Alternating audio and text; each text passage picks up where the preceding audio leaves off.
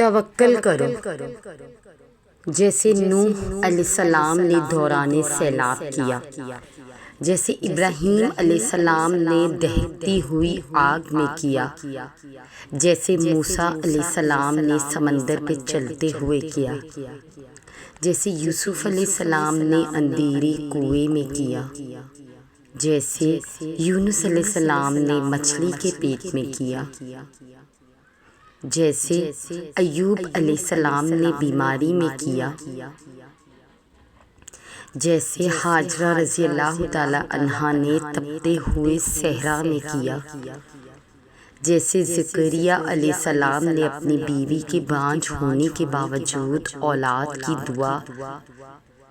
دعا کرتے ہوئے کیا۔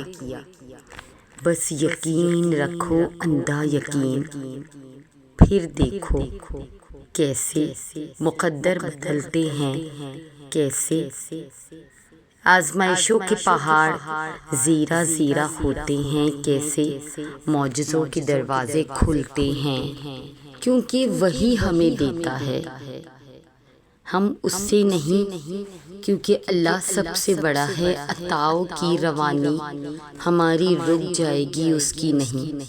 توکل نہ کرنے سے وہ ہمیں دینے سے اپنا ہاتھ روک دے گا، مگر اس کی عطاؤں کی روانی میں ذرہ برابر بھی کوئی فرق نہیں پڑے گا۔ ہم میں تو اتنی بھی طاقت نہیں کہ اپنی طاقت سے سانس لے سکیں۔ ہماری زندگی تو ایک لمحے کے لیے بھی قائم نہیں رہ سکتی اگر اللہ ہمیں زندہ نہ رکھے، یا اگر وہ اللہ وہ اسباب پیدا کرنا بند کر دے جن کی وجہ سے ہم زندہ رہتے ہیں۔ ہم تو اتنے کمزور ہیں، یہ عبادتیں، یہ بندگی اللہ کے لیے نہیں ہے، یہ ہمارے لیے ہے۔ اگر ہم اللہ پر توکل کریں گے تو یہ ہماری بہتری کے لیے ہوگا، ہم اگر یہ نہیں کریں گے تو اس سے ہمارا سب کچھ بگڑ جائے گا۔ اللہ کا کچھ نہیں بگڑنا، اس اللہ کا بھی آج تک بھلا کوئی کچھ بگاڑ سکا ہے؟ آپ اللہ کی عبادت نہیں کریں گے تو آپ کی عطاؤں میں کمی ہو جائے گی، اللہ کی عبادتوں میں نہیں ہوگی۔ اللہ کو بھی بھلا کسی چیز کی کمی ہوئی ہے؟ نہیں، اسے کمی نہیں ہوتی۔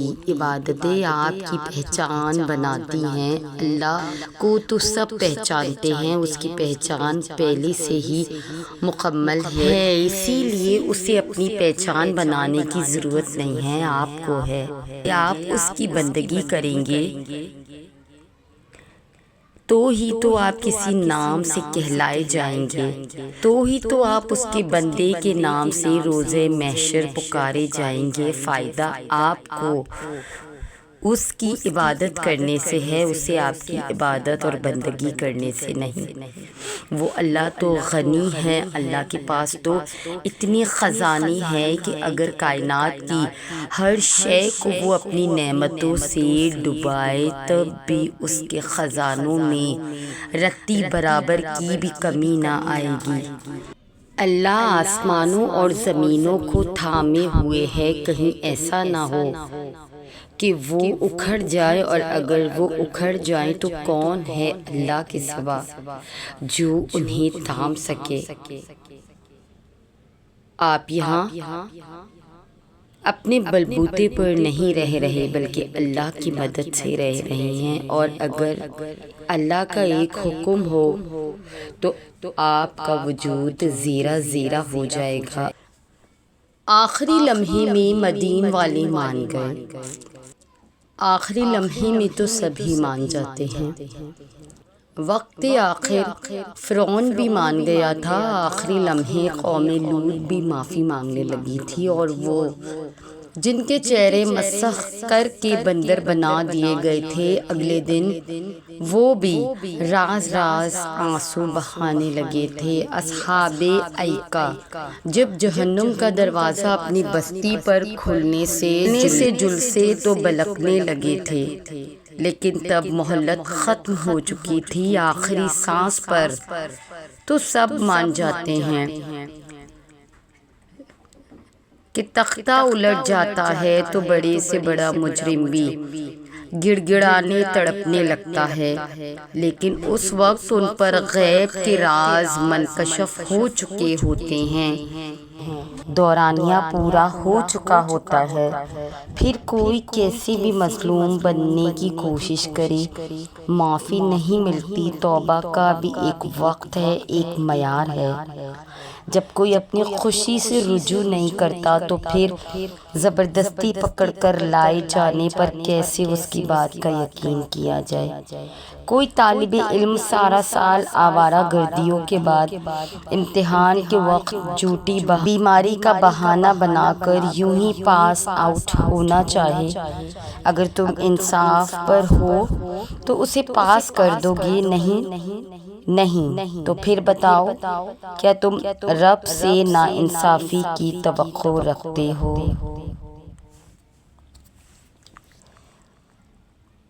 یہاں یہ بات کرنے کا مقصد یہ ہے کہ اپنے جینے کے انداز میں بیلنس کریٹ کریں، وہ راستہ چنیں جس سے آپ کو اللہ حاصل ہو جائے۔ ہم یہ نہیں کہتے کہ اللہ کو پانے کا سفر آسان ہے۔ اللہ کو پانے کا سفر آسان ہوتا تو یعقوب علیہ السلام کی آنکھوں کی روشنی نہ جاتی، بلکہ ایمان کمزور پڑ جاتا۔ کوئی بات نہیں، قدم لڑکھڑا جاتے ہیں، کوئی بات نہیں، دل گھبرا جاتا ہے، کوئی بات نہیں، رونا بھی آتا ہے، مگر کوئی بات نہیں، مگر اس سب کی بعد بھی تمہارا بھروسہ نہیں ٹوٹنا چاہیے۔ چلتے چلتے تھک بھی گئے ہو تو قدم رکھنی نہیں چاہیے، روتے بھی ہو تو شکوہ نہیں کرنا چاہیے، اور یہیں پہ اللہ کو اس کے پیارے بندے ملتے ہیں، وہ جو سفر کرتے رہتے ہیں، وہ جو گڑ گڑا کر بھی بھٹکتے نہیں، اور یہی یقین تمہیں اللہ کا بنا دیتی ہے، کیونکہ اللہ کو تو بس تمہارا یقین دیکھنا ہوتا ہے، تو بس اپنا سر جھکائے اور پست ہو جائے۔ جب آپ دل کو حاضر رکھ کر نماز پڑھیں گے تو آپ کے دل کو شفا مل جائے گی۔ جب آپ یہ سمجھ کر نماز پڑھیں گے کہ یہ آپ نے اپنی مدد کے لیے پڑھی ہے، تو پھر نماز باری نہیں رہے گی، پھر نماز میں آپ کو مزہ آنے لگے گا اور آپ کی دعائیں چٹکیوں میں قبول ہونے لگے گی۔ نماز صرف عبادت نہیں ہے، اللہ سے تعلق ہے۔ نماز آپ کی ٹریننگ ہے، روز محشر آپ نے اسی طرح اللہ کے روبرو کھڑے ہونا ہے جیسے آپ نماز میں کھڑے ہوتے ہیں، اور پھر تب انہی کو بخشش ملنی ہے جو دنیا میں ہی اس کی ٹریننگ مکمل کر کے آئے ہیں۔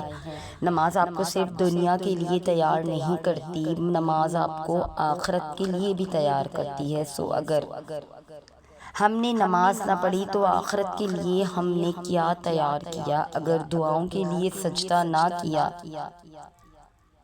تو کیا تڑپ رکھی ہم نے، تو کیا مانگا ہم نے اللہ سے، تو کیا ہم نے اپنی زندگی کو بہتر بنانے کے لیے جدوجہد کی؟ تو یہ تھی ہماری آج کی ویڈیو۔ اگر آپ ہماری اس کاوش کو پسند کرتے ہیں تو ہمارے چینل کو سبسکرائب کر کے ہمارے ساتھ جڑ جائیے۔ جزاک اللہ۔